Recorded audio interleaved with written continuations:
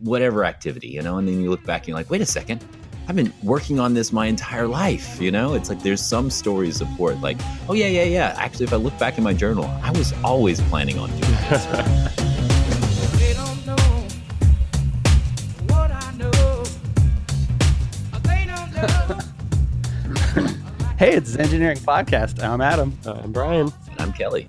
What's up, everybody? Thanks for coming to hang out for another session, chat. I never know what to call these. It's a podcast, yes. It's a hangout. And special thanks, as always, to our backers on Patreon, who throws as little as $1 an episode to help keep this stuff going. It's pretty great. At this point, we're covering the bills, which is nice. But if you drop us $1 over there, you'll get an invite for our Slack. They just changed the name of these. They call them workspaces now. Our Slack workspace. It's more descriptive. It's more specific. Where you can hang out while we work on the podcast. A lot of people hang out in there and talk to us before the episodes. Including our guest today. Yeah, I've been more aggressively trying to onboard new guests before their episode rather than after, which is how it usually goes. Yeah. But that third voice you heard is our friend Kelly Gardner. But it sounds like you got something to say, so I'm going to bail out. No, I wasn't bailing. I was just trying to protect myself on the Slack thing, because I'm still trying to figure out how Slack is work in Slack, the whole concept of it. I went to it to check it out, but then I realized it was just a hangout spot. So am I working? Am I not working? It got really confusing, this whole Slack as work thing. Which is both the strength and the weakness of the platform. But I guess I find it to be less of a trade-off than I experience with email. Oh boy, it's much better than email. Yeah. The challenge. Necessary. The challenge of all of our lives, clearing the inbox. So Kelly is a friend of mine from the filmmaking side of or generally production, right? Because it's not just films, but that side of everything that I've ever done. We met in film school, which I realized as I was thinking about how to do an intro for this. Like you went to film school about the same time, like age and life experience wise. I went to law school. And so it gave me perspective on how different your film school experience must have been from my, goofy ass, fresh out of college. I'm going to be a director. I'm sure you were sitting there the whole time going, sure, kid. Yeah, it was interesting.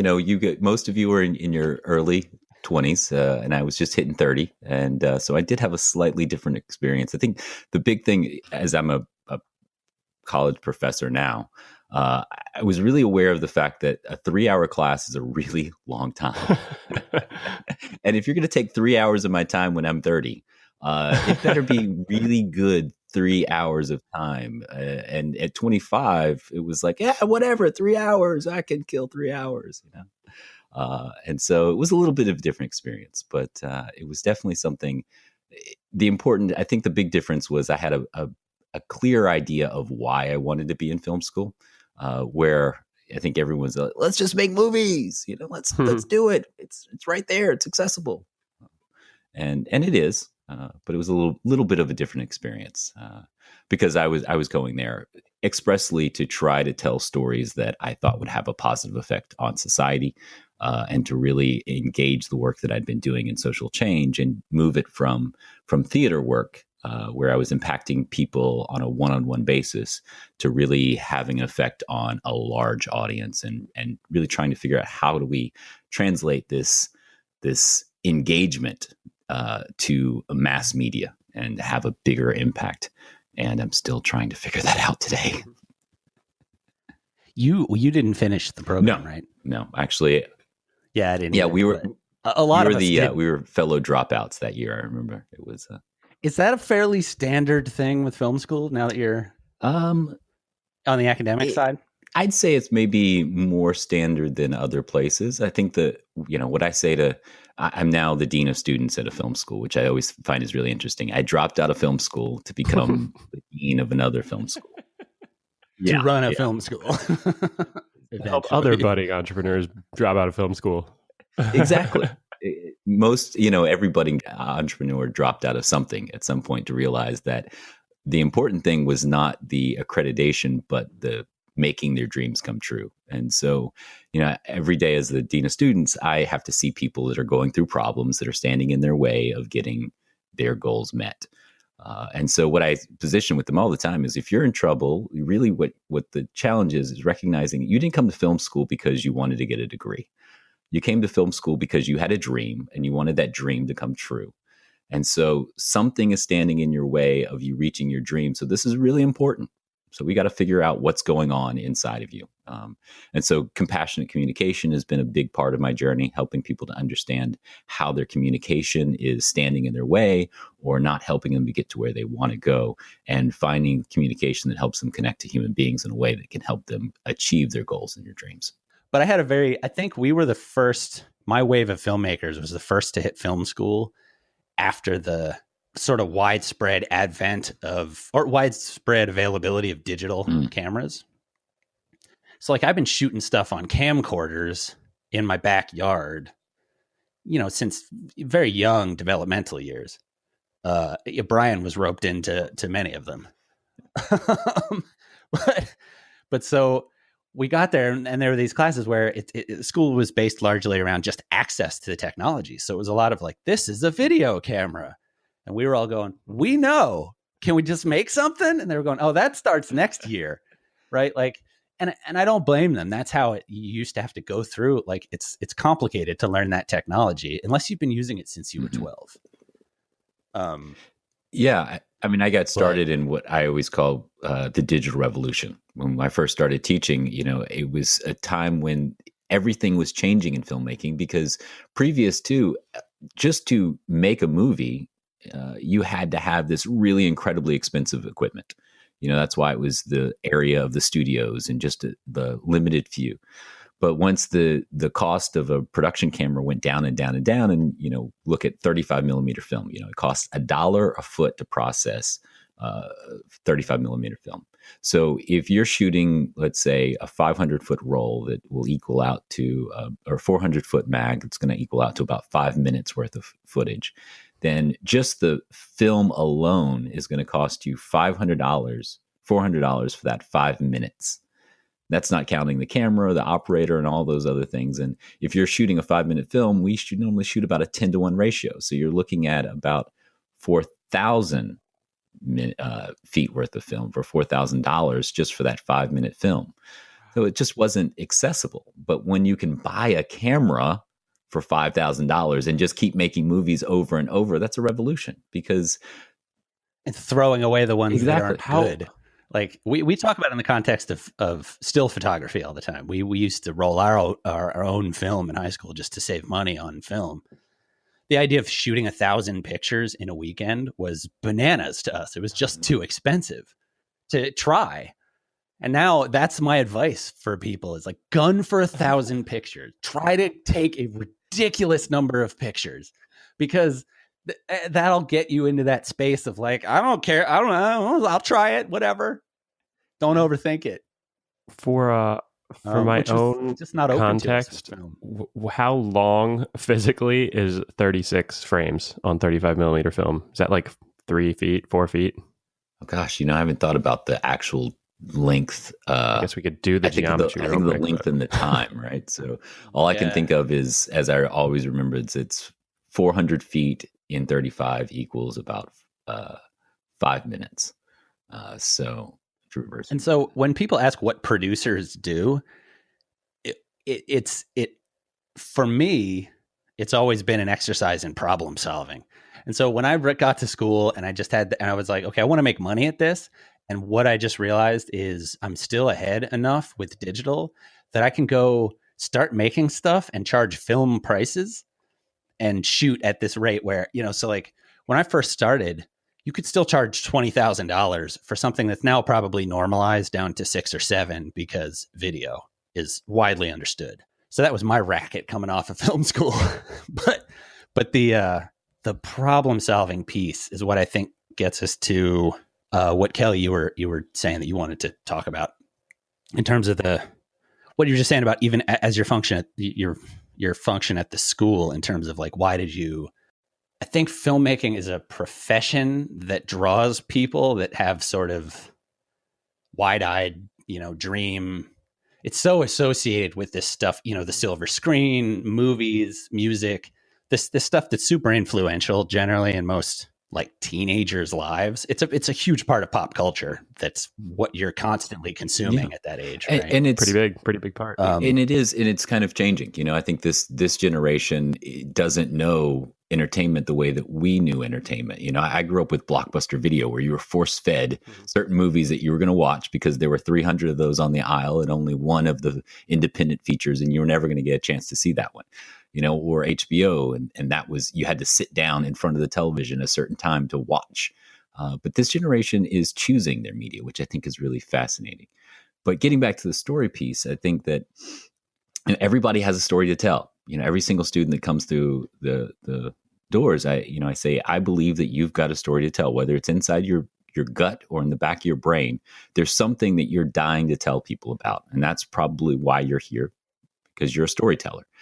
But we are all storytellers, and we all have a story, and the stories that really move us are what got us interested in telling stories to others, because we were wanting to make that connection, wanting to get people to feel what we felt when we saw a good story, a story that really impacted us. And that's really, I think, what people are going to film school for.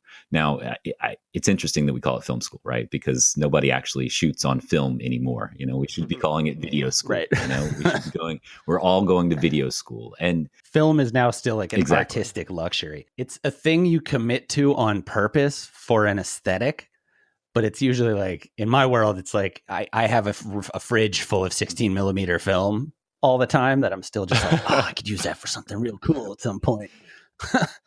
I also, though, own a 16 millimeter camera, which is a weird thing that's not as common anymore. But that used to be like the barrier to entry. We would lust after 16 millimeter cameras on eBay, like. And now literally your cell phone. Everybody is walking around with a cell phone that has the same technology as the cameras we were using when we were in film school 10 years ago. That's a really interesting part of this that I don't think people appreciate enough, unless they were doing photography and videography prior to smartphones. Because I very distinctly remember as a kid, I didn't do a lot of videography, or really any that I can think of, but I did a lot of photography, and I remember how impactful it was when someone did have a camera at an event, and even more so, which was even less frequent, when someone would later show up with those pictures. Mm-hmm. Everyone would fawn over them, right? You'd gather around these 24 shots from the evening from one event of like 50 that you had been to that year that actually got photographed. And now they're apps, they're web apps that will stitch together photos from parties to create 3D scenes, because there's so many images being taken.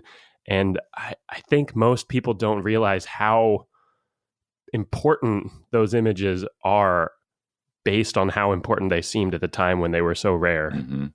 Yeah, it's kind of it's like the psychological or sociological idea of, as the numbers increase, the social responsibility decreases, right?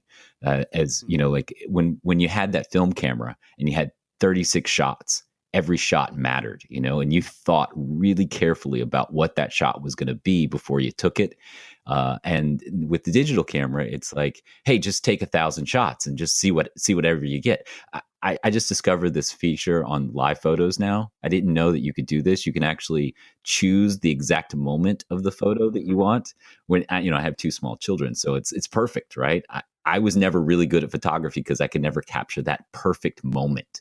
But now you can you take your live photo and then you just scroll through to figure out where the perfect moment is. And now it's all there. When you capture just so much, it's more about the editing process than it is about the actual capturing process. But I think that has a negative effect in a lot of ways, because we think less about each and every moment. And there's kind of a gray middle that everything is becoming. rather than remembering that, oh my gosh, this picture is really important. And if I get this over to my friend, they're really going to like it. And now it's this point of, if I don't get those pictures out on time, I'm the bad friend because everybody's doing it, you know? That is If you don't get them out in real right. time. That's a big problem that I face all the time because I take a nice digital SLR with me places. I don't tend to shoot or share from my smartphone. And so I won't post pictures for weeks sometimes. And so my general rule now at parties is like, no, I don't take portrait. I'm not like taking a group shot. Sorry, use a phone. I'm not the wedding photographer. Yeah. If you want these to get out tomorrow.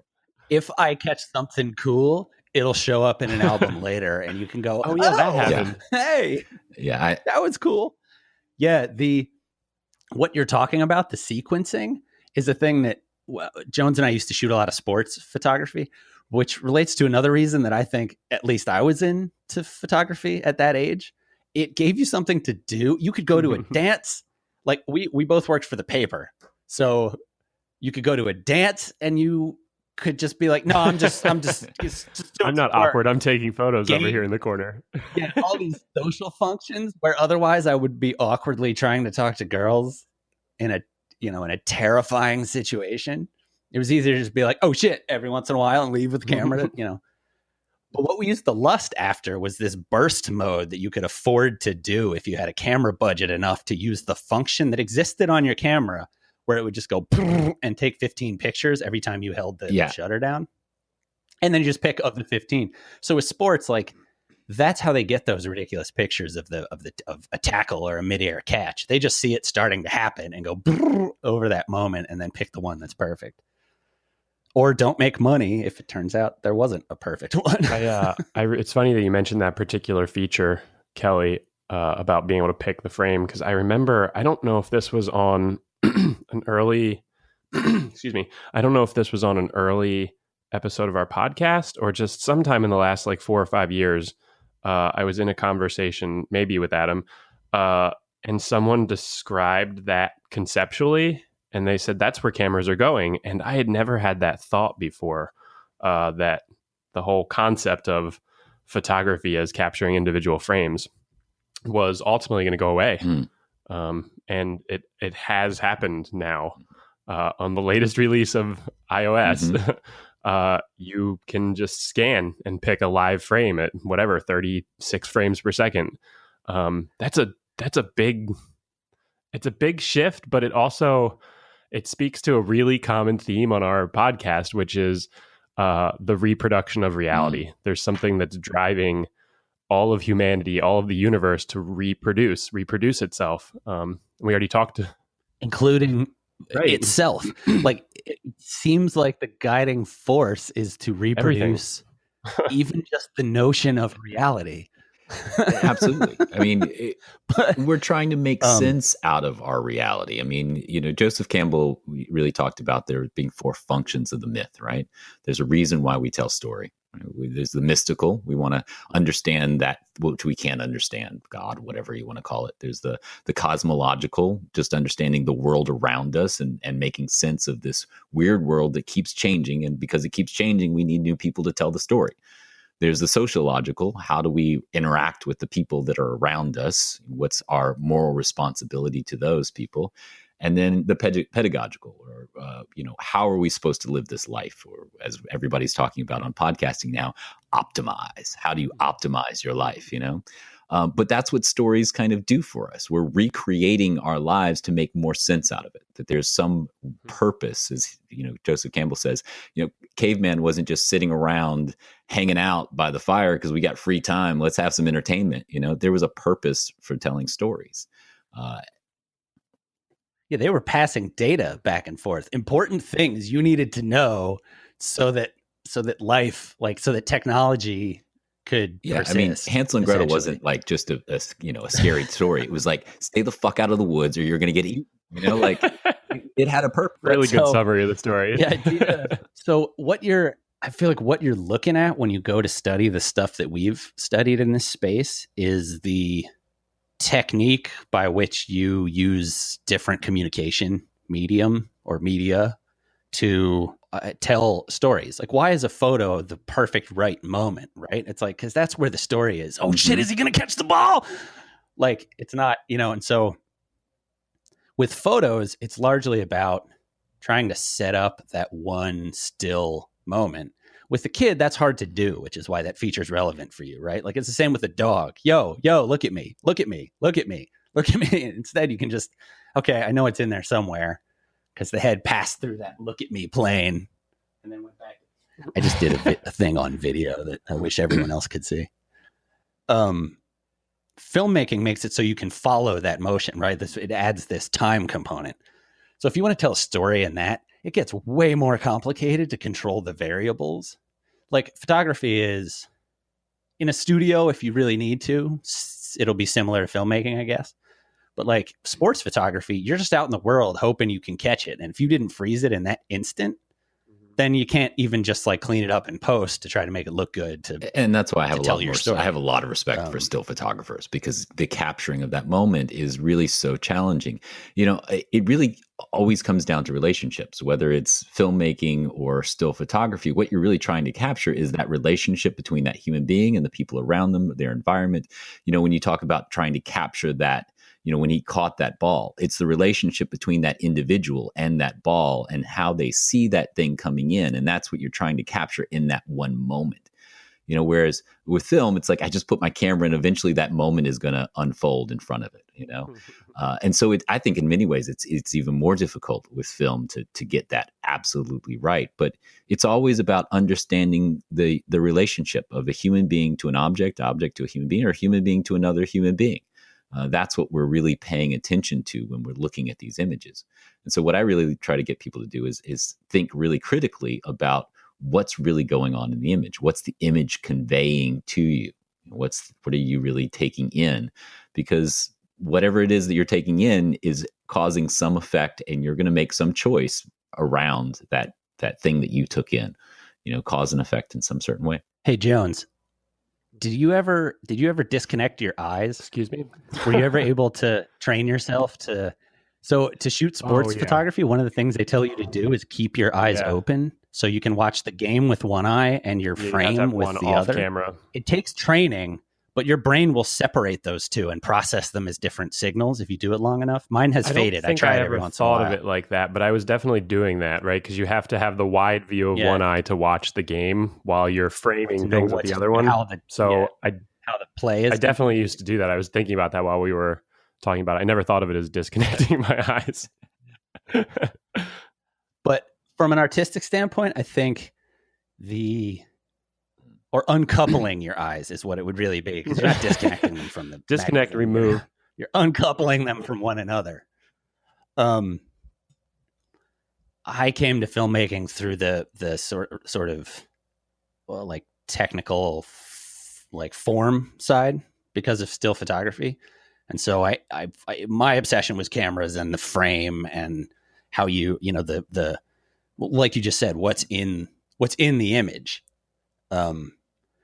What I went to school to study, and I don't think I had the frame of reference to be prepared to study at the time, was directing.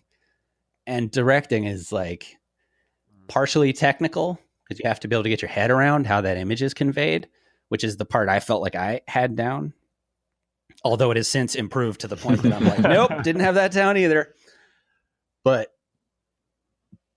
the idea of that program that I think I was just not prepared for was to learn the storytelling piece. The first year was about script writing and acting classes and directing classes. And I was so itchy to make things that I bailed.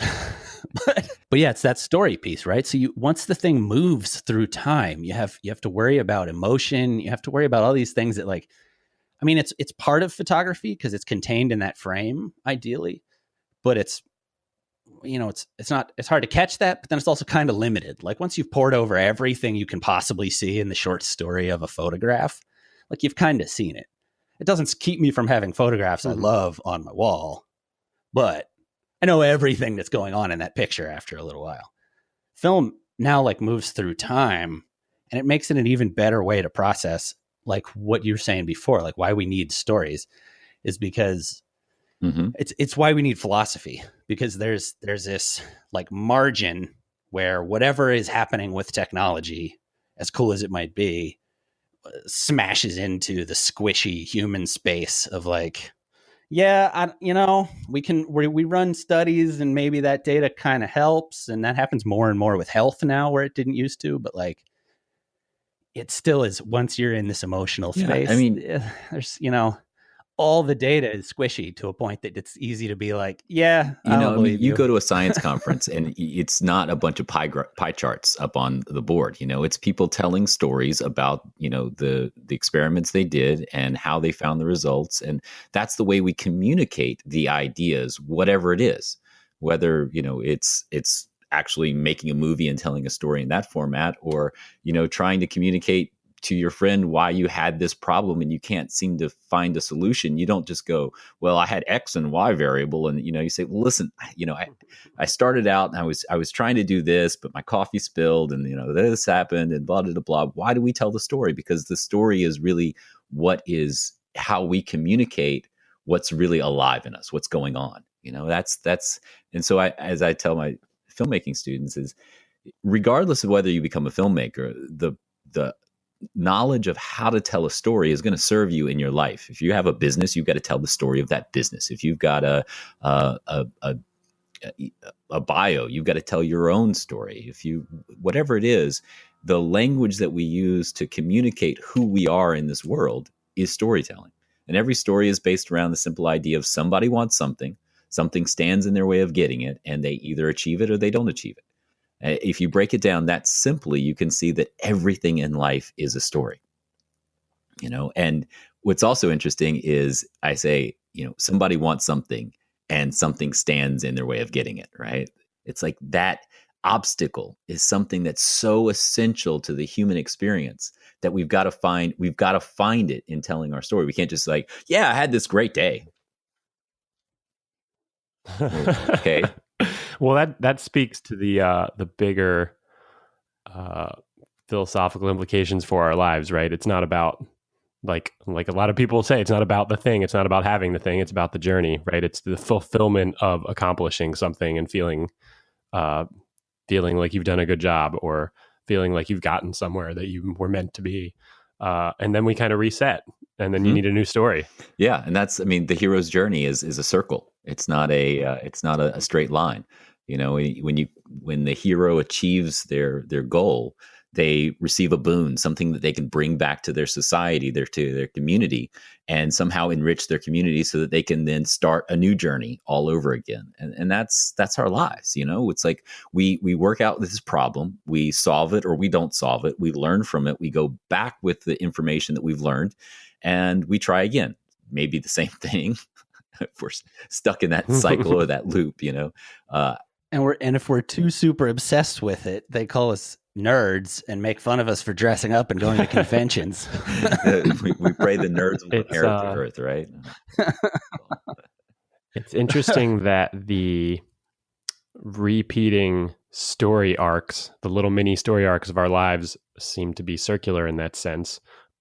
Yet we're stuck, at least how we seem to perceive time, as just a straight line of, hey, I'm headed that direction and it's going to end someday, as opposed to maybe the concept of reincarnation, which fits really well with what seems to be so compelling for our brains while we're alive, hearing stories of repeat, wash and repeat. Yeah, religions are essentially our first stories.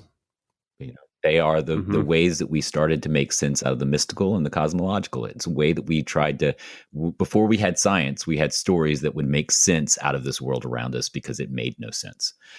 And so that whole idea of reincarnation was, a way of thinking about it. I love this in the Hindu tradition.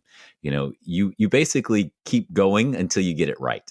It's a great idea, right? It's like, all right, you did okay this lifetime around. And you were fortunate enough to be incarnated as a human being. That's pretty much amazing. But you didn't quite get there, so try it again. And this time you didn't quite get there, but you learned a few more things. Try it again. And ultimately, the idea is that if you eventually get it, then you'll reach nirvana, and then you'll be removed from the suffering of having to reincarnate over and over to try to figure it out. But I experience this every single day in my life. I like to say the universe gives me lessons. It's like, oh, this happened to me for a reason, right? I got the lesson.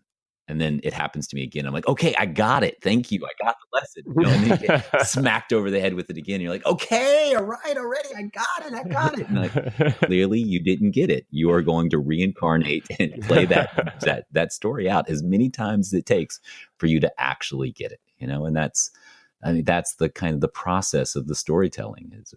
It's how we make sense of why we do it. That sure seems like the same. It sure seems like the same construct as the scientific method. Mm-hmm. Try it over again. But I think one feature that comes from the storytelling piece that I think consistently conflicts with what we think of as technological advancement is the idea of the obstruction. We used to do exercises called obstruction exercises in film school where they would say, okay, you're not allowed to do this normal camera thing. Now try to tell a story. But also that's part of the story in that if you don't put things in the way, mm-hmm. then there's nothing for your character to do. They just keep walking.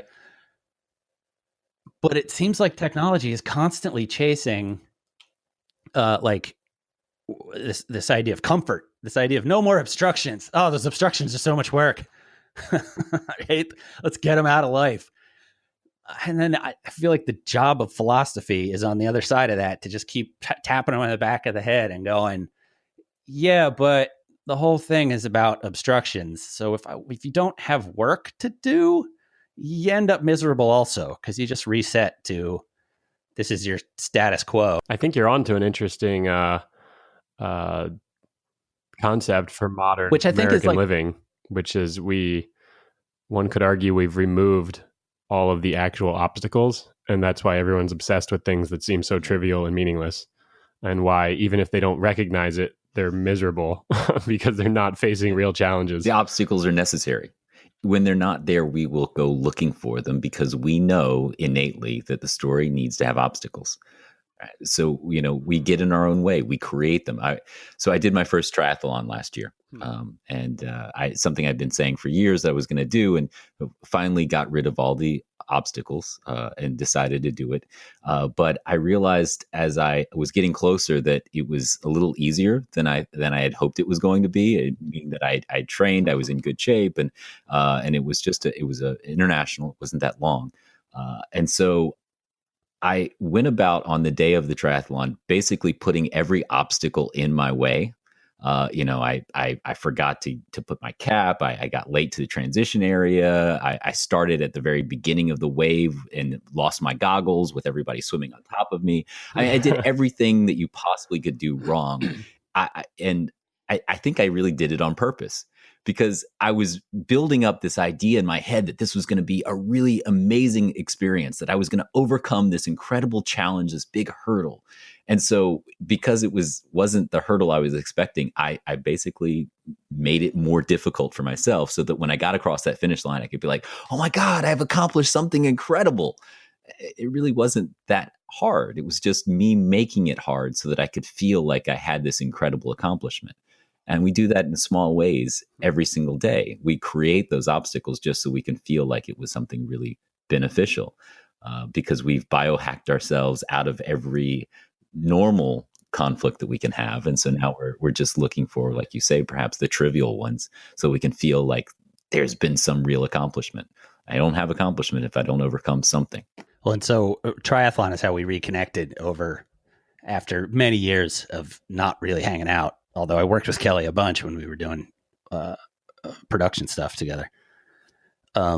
You posted a video about the triathlon experience, to which I immediately said, sweet, let's go for a ride. Which is what I do to anyone that mentions cycling in my circle of friends.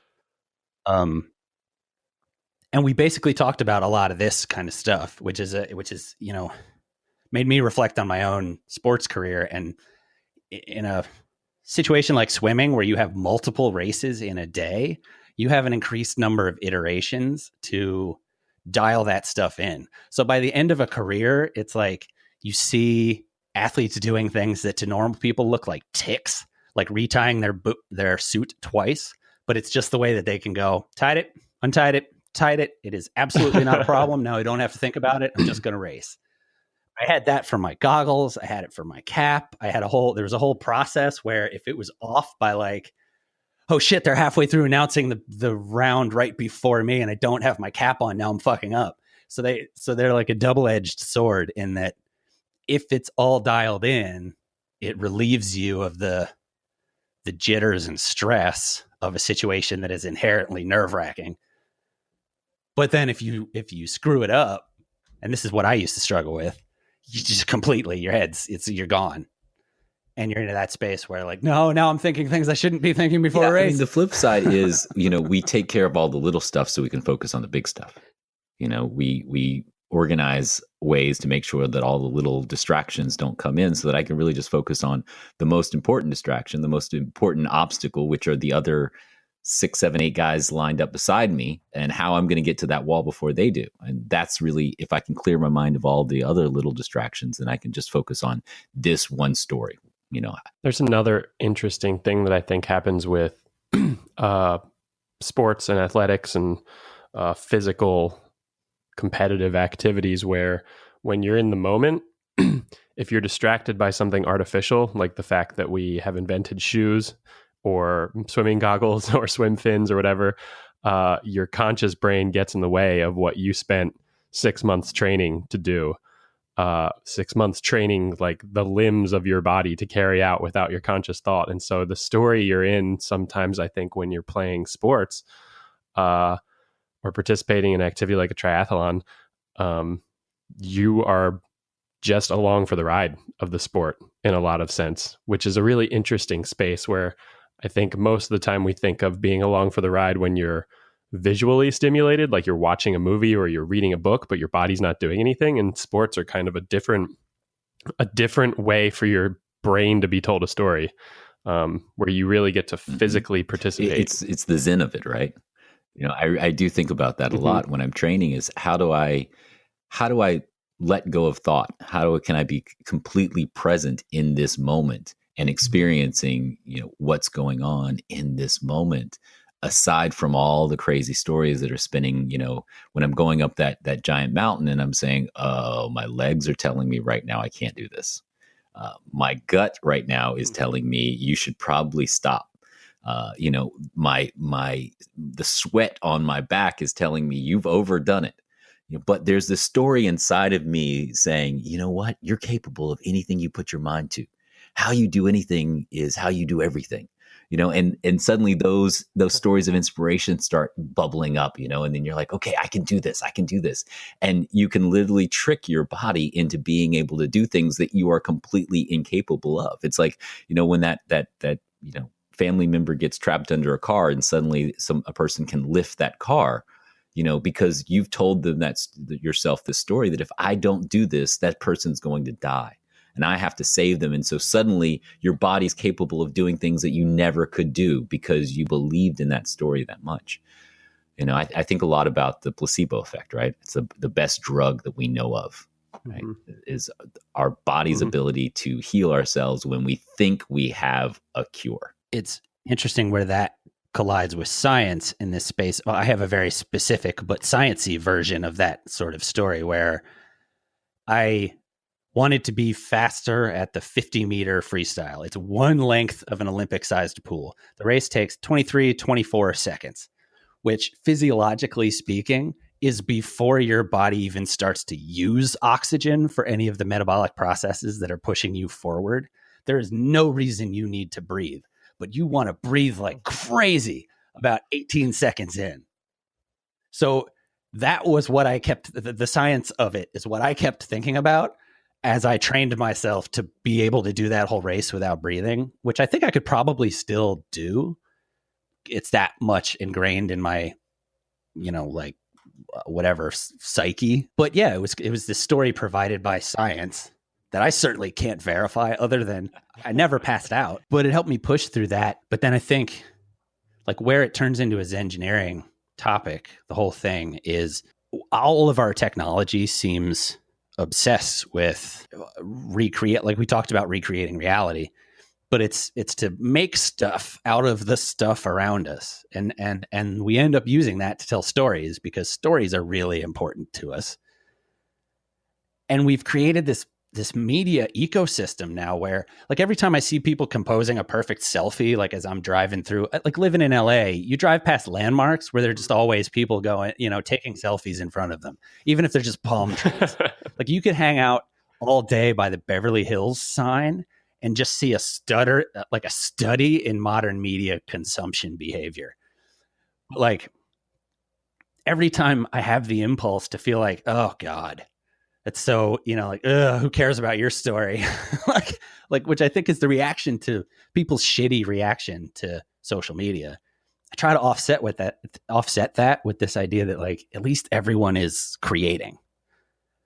But because there's so many people creating, now we don't know how to wade into that stuff without it making us unhappy. And Jones, you put up an article that we'll put in the show notes that I didn't read, but the title was enough that I spent 2 days like ruminating on it. I was just like, but it said, is modern media a DOS attack on the senses? I also didn't read that yet, so we're equal. Really compelling title, though. But so a denial of service attack is a hack that you can employ if you want to try to bring down an online service. And you do it by just hitting the server with so many requests from so many different places that it can't handle it and it jams up, basically. And so I think it's that idea of, like, we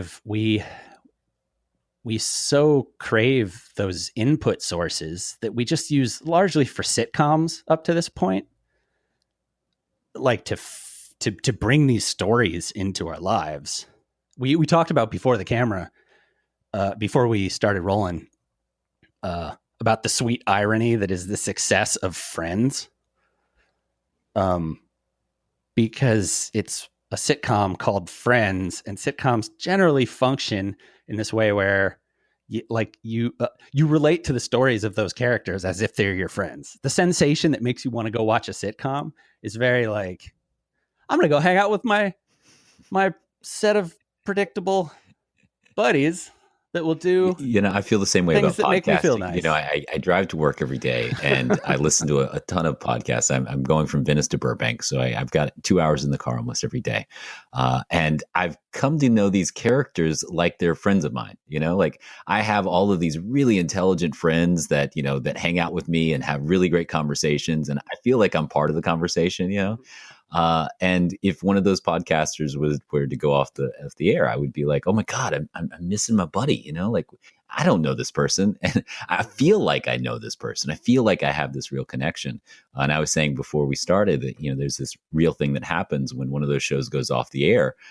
People go through depression. They spend more time with these characters than they do with their own family members. And so it's that real connection it's what we're all striving for. I think it's hard to get your head around that at a young age sometimes too, because like if you should, as an exercise, dear listener, you should go find a place that you can watch a show that was on for 11 seasons, and just, you don't even have to watch the whole thing. Just dip in like 2 or 3 a season. But I've been rewatching Cheers, So I was just which ran for 12 seasons, 24 half-hour episodes a season. And I don't know if they ever even left the bar. Like, it's just this running stage play of characters. Like, maybe a few novel episodes left the bar. But mostly it was just this group of weirdos, like, talking out their conflicts in a bar. Which is, sort of Always Sunny as well. Yeah, I'm fascinated to see what happens when Game of Thrones goes off this season. It's its final season, and I know a lot of people around me are going to have serious depression until they get the spinoff. I was seriously bummed for a few days when Halt and Catch Fire ended, which is probably a show that a lot of people just went, huh? Except like 1 or 2 that I know listen, and I've talked to about this before. But you should watch that show. I cried at the end. It hit me in a way that I was bummed out when it ended. I remember watching Firefly the first time, which is only like 13 episodes, I think. I watched all 13 back to back over like a 7-day period, 2 times through, and then I think I just cried. I was wept crying 'cause with you. there was no I felt more. the same way when that. I was like, "Come on, give us another season." And they made the movie, but it's like, well, but you're just recapping the season. I want more. Brian and I have repeatedly talked about if we've both at different times gone back to rewatch all of Star Trek: The Next Generation, and I always slow down near the end because I'm like, oh no, it's gonna stop again. But I think there's another story in here. So, like to wrap up to a moral kind of thing, is engineering like, okay, what the hell what do we make of all this in the modern world of this technology and this DOS attack?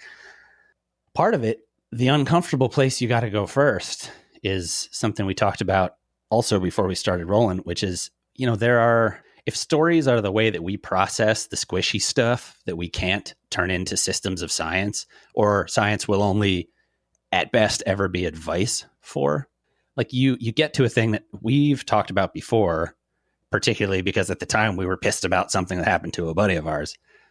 But like, you can't not tell stories about Alzheimer's because they make some people uncomfortable, because it's the thing that happens in life. And so what do you do with this idea of, here are the things we shouldn't tell stories about because of, quote, decency, and here are the things that you have to let be so that we can continue to talk about them, because we're never going to just have a line in the sand, scientific, 100% of the time this kills you, don't do it. I think you hit on something with that DOS attack, which I feel like is common as our modern media, right? Is that we get so many stories that are thrown at us, and I feel like there's certain people in political parties that they keep throwing us stories, and if you get enough stories, you'll be confused as to what's the actual reality. So I can't believe anything because there's enough stories that have been sent at me, and I get a denial of service. I shut down and I don't want to listen to anything.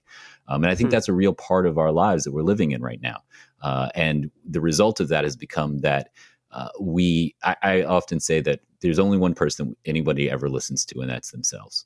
And as long as there's somebody out there who's telling you what you believe is absolutely true, then you really don't have to listen to anybody else, because you're right.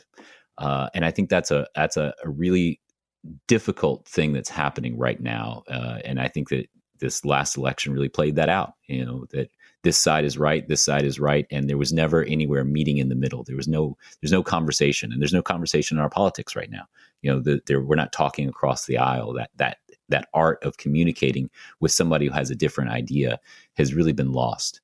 And I think that, as I was saying before, every single story is important, but we also have to look at how we tell the stories. I was talking about rape culture earlier on, and the idea that we live in a culture that says it's okay to take things with force. Right? And that's essentially where we start looking at the culture of rape, is that taking things with force is acceptable under certain circumstances. Now, it's one thing to look at these films, and a lot of times when you look at films that deal with sexual assault and abuse, they're really difficult and very challenging and hard to watch in many ways. But they're also putting out images that are very challenging to what we want to do as a society. I was looking at a lot of these films because I was working on a video essay about this, and recognized that a lot of the films that were dealing with sexual assault, the images and the content was very sexually explicit. And as a 13-year-old boy, I don't know how to deal with that. I'm looking at scantily clad women and thinking, ooh, I'm getting a little aroused, but oh my God, this is something that's really bad, and I don't know what to do with that. So there's the telling of the story, but there's also the responsibility of the reaction that the human being is going to have to the story. When I teach storytelling, I say, we stole this from Sandy McKendrick. The only mistake that you can make is to elicit a response that you didn't want. If you want people to cry and they start laughing, you made a mistake. There's no ifs, ands, or buts about that. There is no rule about telling a story. The rule is that you're trying to elicit an emotional response from your audience. And so if you elicit the wrong response, then you've made a mistake. And I think that we have to be really critical about what what's the intention behind the stories that we're seeing? And a lot of people will take the out and say, oh, it's just entertainment. It doesn't really matter. We just want to check out. And I think that's a problem. That stories aren't our way of checking out. It's our way of checking in. It's our way of having a deeper understanding of who we are and what we want to do in this world and communicating that to other people. And when we're doing it just for entertainment value, we lose the important roles that it has. It was Joseph Campbell was talking about the functions of the myth. We've got to have some social responsibility around the stories that we're telling because they're having real effects on people's lives.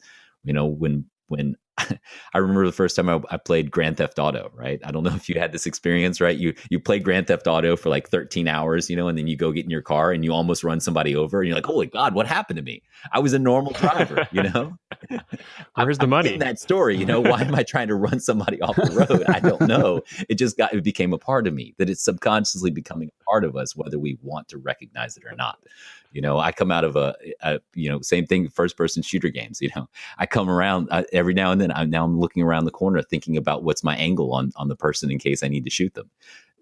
That might be problematic. When the zombie apocalypse happens, but that'll be a really useful skill set. So don't worry. It's a very important concept to keep in mind as media moves to virtual reality. I watched my first news report in VR the other day. A little different. It wasn't like I was moving around in the scene, but it was shot in 360. It was a film about part of the war in Afghanistan or maybe Iraq. And the footage, you're just so immersed now.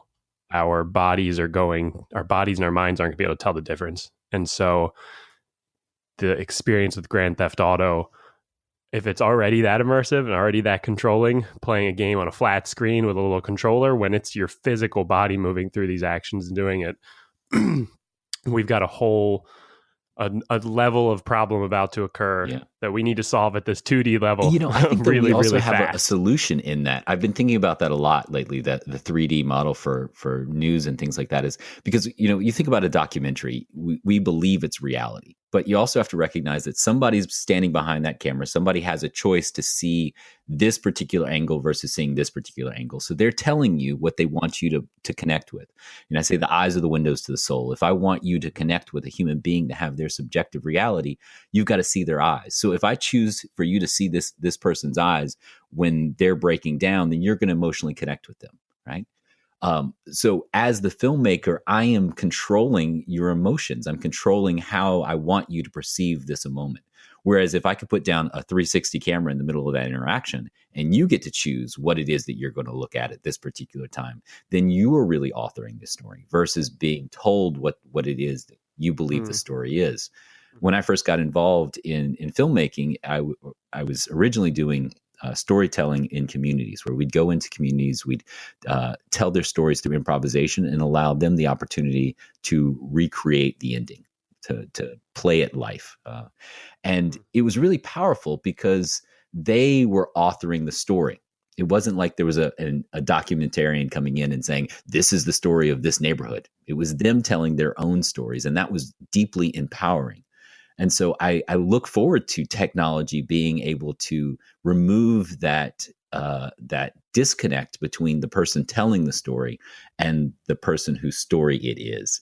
So in some ways, I think it's really great that we have these 360 VR cameras that, you know, we can just plop it down and you can say, I want to see this part, and then I want to see that part, and I want to be here or be there, and really get to author the story yourself.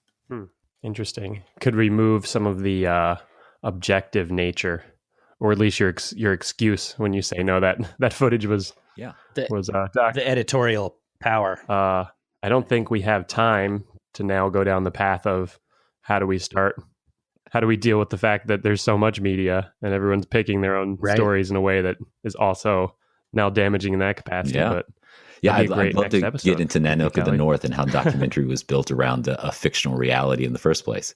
But that's a whole nother topic for another time.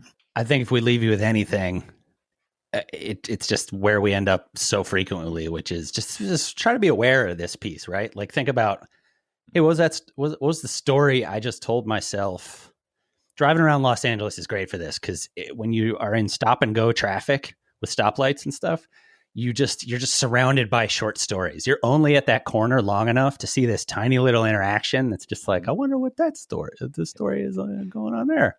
Moving on.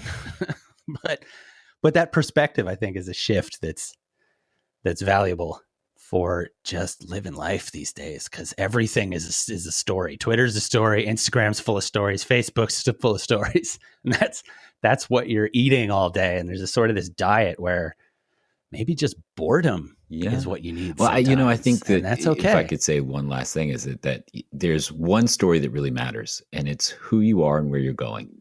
And if you can figure out that story, you can figure out, as Simon Sinek says, what's your why. Then that's what moves and motivates you to do everything that is you're doing in this meat bag of a life, right? Whatever we want to call it. What do you call it again, Adam? The meat space? Yeah, the meat computer, right? That's what motivates meat computer, meat space. I like meat bag so too. ask Meat yourself space? this simple question: is this story I'm telling myself right now serving me, or is it not serving me? Is it keeping me from going to where I want to go? Am I telling myself this story that this can't happen, and that is actually making it not happen? Or am I telling myself a story that's empowering me to get to where I want to go? That's, I think, the most important usage of story, is recognizing how it's helping you to become the person you want to be or do the thing that you want to achieve.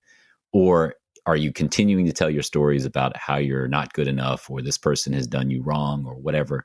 Those stories just aren't serving you. Flip the script. Love it. That's my Thanks, pleasure, man. It was great talking to you guys. Come and hang out for this. Yeah, great chatting with you too, Kelly. Stuff. And thanks, as always, to our backers on Patreon that throw us as little as $1 an episode to help keep this thing going. Throw us that $1 and you can hang out in our Slack workspace and see all the nonsensical conversations that become episodes on this bad boy. A rate and review on iTunes, all the normal podcast post-amble stuff. But thanks for hanging out for another one. This is Engineering Podcast. I'm Adam. I'm Brian. And I'm Kelly. Rock and roll, everybody. They don't know what I know. They don't know. Roll on rehearsal.